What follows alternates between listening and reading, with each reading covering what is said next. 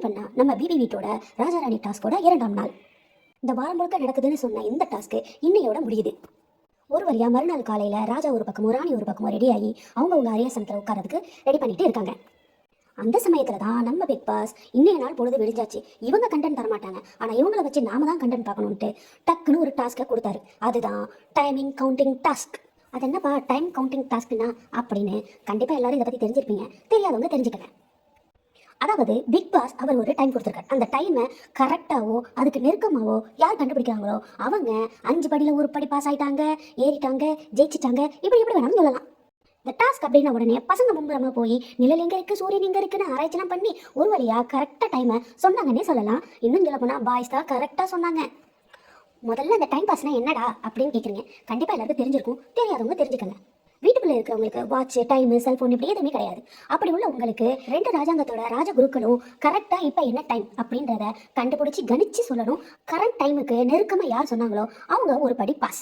அதுதாங்க இப்ப டாஸ்க். அந்த வகையில நம்ம பிக் பாஸ் கொடுத்தது 1, 3, 6, 9.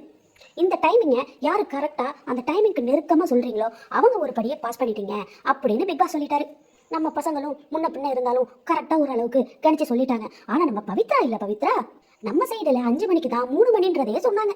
ஒரு வழியா இந்த டாஸ்க் ரன்னிங்லேயே இருந்துட்டு இருக்கும்போது, ஏன்னா இது காலையில ஆரம்பிச்சது இல்லையா, அதனால ரன்னிங்லேயே இருந்துட்டு இருக்கும்போது டக்குன்னு பிக் பாஸ் ஒரு புள்ளிய வச்சாரு. என்ன புள்ளி அது? பல்லக்கு. ராஜாவா இருந்தாலும் ராணியா இருந்தாலும் பல்லக்குல தான் வரணும், அந்த பல்லக்குல தான் தூக்கிட்டு வரணும் போகணும் அப்படின்னு ஒரு ட்விஸ்ட்டை வச்சாரு. அந்த ட்விஸ்ட் எந்த அளவுக்கு போச்சு அப்படின்னா பிக் பாஸ் எதிர்பார்த்த அளவுக்கு சண்டையில போய் முடிஞ்சுச்சு. பல்லக்கு வந்த உடனே ராஜாவை வச்சு தூக்கி பார்க்குறோன்னு சொல்லி தூக்க முடிஞ்ச உடனே நேராக கொண்டு போய் அரசை நிறைய வச்சுட்டாங்க. வச்சதுக்கு அப்புறம் பெண்கள் சைடு அந்த பல்லக்க கேட்க அது ஒரு பிரச்சனையாக 2 பக்கமும் முட்டிக்க 2 பக்கமும் அடிச்சு கடந்து உருண்டு கிட்டத்தட்ட அது போச்சு ஒரு 2 மணி நேரம் சண்டையா. பெண்கள் ஒரு சின்ன விஷயத்த எவ்வளவு பெருசாக்குவாங்க அப்படின்றதுக்கு இந்த பிக் பாஸ்ல இருக்கிறவங்க ஒரு கரெக்டான உதாரணமா இருக்காங்கன்னே சொல்லலாம். இந்த பல்லக்கு பிரச்சனையும் முடியும்னு பார்த்தா முடிஞ்ச மாதிரி இல்லை. கடைசியில என்னதான் முடிவு அப்படின்னா சாஞ்சனா ஒரு லெவலுக்கு மேல இந்த பல்லக்கு ஏன் இப்படி கத்திட்டு இருக்கீங்க, எனக்கு பல்லக்கே வேணாம், நான் நடந்தே வந்துருவேன் அப்படின்னு சொல்லி கோவப்பட்டு கத்துற லெவலுக்கு அந்த பல்லக்கு மேட்டர் போயிடுச்சு. இப்பதாங்க புரிஞ்சு சம்மந்தமே இல்லாம ஏன் பல்லக்குன்ற ஒண்ணு பிக் பாஸ் உள்ளார இழுத்தாரு அப்படின்றது நல்ல தெளிவா தெரிஞ்சிச்சு. பிரச்சனை ஒழிஞ்சாலும் உள்ளுக்குள்ள இருக்க பொறாமையும் கோவமும் சாஞ்சனாக்கு போகவே இல்லைன்னு தான் சொல்லணும். அதுலேயும் முதல்ல பல்லக்கு ஏன் எனக்கு வரல அப்படின்ற பேச்சு ஆரம்பமாகி அது பெரிய சண்டைக்கு போனதுக்கு காரணமே சாஞ்சனா தான். சாஞ்சனாவோட அந்த எரிச்சலும் கோவமும் அந்த பொறாமையும் நல்லாவே பார்க்கறதுக்கு தெரிஞ்சிச்சு. எந்த விஷயத்துலையும் நாம மட்டும்தான் ஜெயிக்கணும், நான் மட்டும்தான் எல்லாத்துலையும் மெயின் ஆளா இருக்கணும் அப்படின்னு நினைக்கிறதுல சாஞ்சனா, ஜாக்லின், இன்னும் 2 பேரை சொல்லலாம், டக்குன்னு பேர் வர மாட்டேங்குதுங்க, ஆனந்தியுங்க. ஒரு வழியா அந்த பிரச்சனை முடிஞ்ச உடனே அடுத்தடுத்து டாஸ்க்னு பிக் பாஸும் கொடுக்க ஆரம்பிச்சிட்டாரு.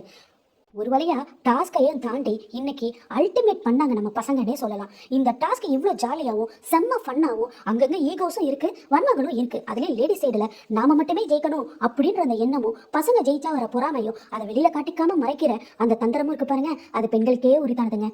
இதையும் தாண்டி பசங்க இன்னைக்கு அல்டிமேட் பண்ணி நல்ல ஃபன் பண்ணி முடிச்சாங்கன்னே சொல்லலாம். ஒரு வழியா அடுத்த டாஸ்க்கு நம்ம பசங்களும் பொண்ணுங்களும் ரெடி ஆயிட்டாங்க. பசங்க தான் ஃபர்ஸ்ட் அப்படின்னு உள்ள போய் குவான்டிட்டி செக் அப்படின்னு சொல்லி ஒரு டாஸ்க்கை கொடுத்தாங்க. குவான்டிட்டியில பிக் பாஸ் சொல்ற ஒவ்வொரு பொருளையும் எடுத்துட்டு வந்து குவான்டிட்டி செக் பண்றது தான் இன்னைய டாஸ்க். அந்த குவான்டிட்டியில கரெக்டாக பிக் பாஸ் சொல்ற அந்த அளவுக்கு யாரு நெருக்கமா வச்சிருக்காங்களோ அவங்க தான் வின் அப்படின்னு டாஸ்க்கை கொண்டு வந்துட்டாங்க. ஒரு பக்கம் இவங்க குவான்டிட்டி செக் பண்ணி விளையாண்டுட்டு இருக்க, இன்னொரு பக்கம் பொண்ணுங்க அந்த பக்கம் வச்சாங்க பாருங்க ஃபிட்டிங்கு. பாய்ஸ் எல்லாம் அந்த பக்கம் போயிட்டாங்க. பாய்ஸ் வேற லெவலுக்கு ஃபன் பண்ணிட்டு இருக்காங்க. நம்மளும் ஏதாவது பண்ணணும், இப்போ எல்லாரும் கேம்ல தானே இருக்காங்க, நாம அவங்களோட திங்ஸ் எல்லாம் திருடி வச்சுக்குவோம். நம்ம ராணியோட வாளு, கோலு, இப்படி ஏகப்பட்ட விஷயங்களை திருடி வச்சுக்கிட்டாங்க. நாம ஏன் ராஜாவோட சேரையும் சேர்த்து திருடி உள்ள வச்சு ஃபன் பண்ணக்கூடாது அப்படின்னு ஃபன் பண்ண போறோம், கிண்டல் பண்ண போறோம் அப்படின்னு சொல்லி கடைசியில் அவங்களுக்குள்ளேயே சண்டை வந்து முடிஞ்சதுதான் இந்த டாஸ்க். இதுல காமெடி என்னன்னா ராஜாவோட சேரோட சேர்த்து ராணியோட சேரையும் கொண்டு வந்து ரூம்குள்ள ஒளிச்சு வச்சுட்டாங்க. இதுக்கிடையில ஏன் எடுத்தீங்க அப்படின்னு அவங்களுக்குள்ளேயே சண்டையும் போட்டுக்கிட்டாங்க. அப்புறம் குறிப்பி கொண்டு போய் வச்சிருங்கன்னு அவங்களுக்குள்ளேயே முடிவும் பண்ணிக்கிட்டாங்க. ஒரு வாளை அவங்க திருடிட்டாங்க, பதிலுக்கு நாம ஏதாவது பண்ணணும், அந்த பண்றதே பெரிய அளவுல போய் முடியணும் அப்படின்னு அவங்களுக்குள்ளேயே பிளான் பண்ணி கடைசியில மஞ்சரி நம்ம அண்ணியின் மாதிரி மாறி மாறி பேச, நீங்க என்னங்க சரியான நேரத்துல எங்களை நீங்க விட்டு கொடுக்குறீங்க, நீங்க விட்டு கொடுக்காம ஸ்ட்ராங்கா நின்றா தானங்க நாங்க உங்க பேரை சொல்லி விளையாட முடியும், நீங்க என்னன்னா லாஸ்ட் மினிட்ல உங்களுக்கு பிடிச்ச மாதிரி நீங்க விளையாண்டுக்கிறீங்க, இது எப்படிங்க செட் ஆகும், கடைசியில் இடத்துல பல்ட்டி அடிக்கிறேன்னு சொல்றீங்க அப்படின்னு ஜாக்குக்கும் மஞ்சரிக்கும் ஒரு பெரிய சண்டையே வந்துச்சு. ஆனா நம்ம ஜாக் சொன்ன மாதிரியே மஞ்சரி அன்னியன் மாதிரி தன்னோட கேரக்டர் மாத்திக்கிட்டே தான் இருந்தாங்க. அது கேப்டன் ஆனதுக்கு அப்புறம் அவங்க என்ன பண்றதுனே தெரியாம ஏதோ ஒன்று நம்ம ஸ்ட்ரிக்டா நடந்துக்கிறோன்னு அவங்க பண்ணது அவங்களுக்கே பிரச்சனையா தான் முடிஞ்சிச்சு. இந்த பக்கம் சண்டை, அந்த பக்கம் டாஸ்க்கு, இந்த பக்கம் சண்டை, அந்த பக்கம் டாஸ்க்குன்னு இந்த 24 மணி நேரம் பார்க்குறவங்களுக்கு தாங்க தெரியும் அந்த கொடுமை என்னன்ட்டு.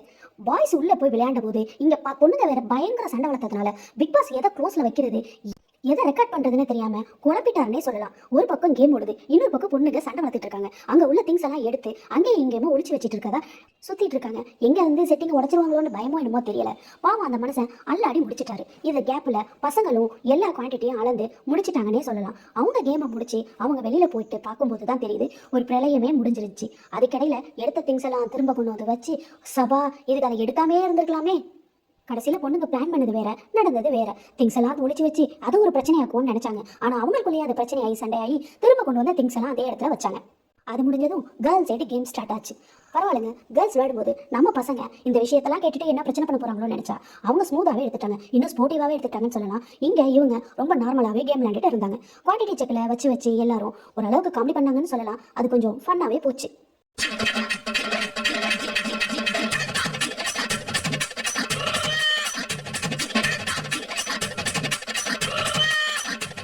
ஃபைனலி இந்த குவான்டிட்டி செக்லேயும் டைமிங் கவுண்டிங் செக்லேயும் யார் ஜெயிச்சா, அந்த 5 படியை ஜெயிச்சது யாரு அப்படின்ற கிளைமேக்ஸுக்கு வந்தாச்சு. அந்த கிளைமேக்ஸில் வேற யார் ஜெயிச்சிருப்பான்னு நினைக்கிறீங்க? நம்ம பசங்க தான். சொல்லவா வேணும், சும்மாவே அதிரி புதிரி தான். அதுலேயும் அந்த ராஜாங்கத்தையும் பிடிச்சிட்டாங்க, அரியணையும் பிடிச்சிட்டாங்க. அப்போ என்ன ஆகும்? ரகலை பண்ணிட்டாங்க நம்ம பசங்க. அதை விட பிக் பாஸ் பாட்டை போட்டு அசத்துன்னு அசத்திட்டாங்க. உண்மையிலேயே இவ்வளோ நாள் இருந்ததுல இன்னைக்கு நடந்த டாஸ்க்கு வேற லெவல்ல பர்ஃபார்ம் பண்ணாங்க நம்ம பாய்ஸ் எல்லாம். ரொம்ப ஃபன்னாகவும் இருந்துச்சு, ஜாலியாகவும் இருந்தது. முந்தைய சீசனை கம்பேர் பண்ணும்போது இந்த சீசன் ரொம்ப நல்லாவும் இருக்கு, ஃபன்னாகவும் இருக்கு. அவங்களுக்குள்ள அவ்வளோ ஈகோ பிரச்சனைங்க இருந்தாலும் அவங்களுக்குள்ள ஃப்ரெண்ட்லியாக பிஹேவ் பண்றது நல்லாவே வெளியில தெரிஞ்சுது. ஒரு பக்கம் பாய்ஸே எல்லாத்துலேயுமே ஜெயிக்கிறாங்கன்ற பொறாமையும் கோபம் சாஞ்சனாவும் ஜாக்லின் முகத்துல இருந்தாலும் அதை வெளிக்காட்டிக்காம அவங்களும் சேர்ந்து ஒன்னா ஜாலியா இருந்தாங்க. ஒரு வழியா நம்ம ராஜா, ராணவ், கேசரி அந்த அரியணையை பிடிச்சி இந்த டாஸ்கை வின் பண்ணி செம்ம ரகலை பண்ணிட்டாங்க நம்ம பசங்க. பாய்ஸ் வின் பண்ண உடனே அந்த கிரீடத்தை கொடுத்து உங்க ராஜாவுக்கு வச்சு நீங்க செலிப்ரேஷன் பண்ணி சந்தோஷப்படுங்கன்னு பிக் பாஸ் சொன்ன உடனே எல்லாரும் அவங்க தலையில கிரீடத்தை வச்சு ஜாலியா என்ஜாய் பண்ணும்போது என்ன டாஸ்க்கு தோத்தானே ஜெயிச்சானோ பாய்ஸ் ஜெயிச்சிட்டாங்கன்னா அவங்களோட சேர்த்து குதிச்சு கும்மானம் போடுற சாஞ்சனா இன்னைக்கு அவங்க வின் பண்ணிட்டாங்கன்ற போது சாஞ்சனா முகத்துல ஒரு சிரிப்பும் இல்லை, சிரிப்பும் இல்லை. இது ஏன்னு தெரியவும் இல்லை. ஆனா ஃபேஸ்ல பொறாம மட்டும் நல்லா தெரிஞ்சது. அப்புறம் என்னங்க, இதுக்கப்புறம் எல்லாமே சுபம் அப்படின்ற லெவலுக்கு சூப்பராகவே இந்த டாஸ்க் முடிஞ்சிச்சு. அதுக்கப்புறம் அதிர்புதிரியே ஒரு டான்ஸை போட்டு பசங்களுக்கே உரித்தான அந்த ஸ்டைலில் வேற லெவலில் அந்த டாஸ்க்கை முடிச்சுட்டு ஜாலியாக ஃபினிஷ் பண்ணாங்க. இதுதான் உண்மையான சாஞ்சனா அப்படின்ற அளவுக்கு அவங்களோட ஃபேஸ் நல்லாவே தெரிஞ்சுது.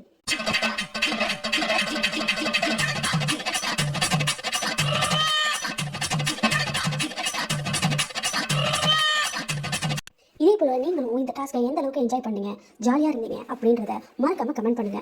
இந்த டாஸ்கில் யாரெல்லாம் பாய்ஸ் ஜெயிக்கணும், கேர்ள்ஸ் ஜெயிக்கணும் அப்படின்னு ஆசைப்பட்டீங்க அப்படின்றதையும் மறக்காம கமெண்ட் பண்ணுங்க. இதே மாதிரியான இன்ட்ரெஸ்டிங்கான விஷயங்கள் தெரிஞ்சுக்கிறதுக்கு என் சேனலை சப்ஸ்கிரைப் பண்ணிக்கோங்க. அப்படியே அந்த லைக் பட்டனையும் அமுத்திட்டு பெல் பட்டனையும் ஆன் பண்ணிக்கோங்க. அப்போ தான் நான் போகிற வீடியோ நோட்டிஃபிகேஷனாக உங்களுக்கு வரும். வேற என்ன மக்களே, அடுத்த வீடியோ வர வரைக்கும் அச்சல் தென் பை பாய். உங்கள் அன்பான சப்போர்ட்டை மறக்காம எங்களுக்கு கொடுத்துருங்க.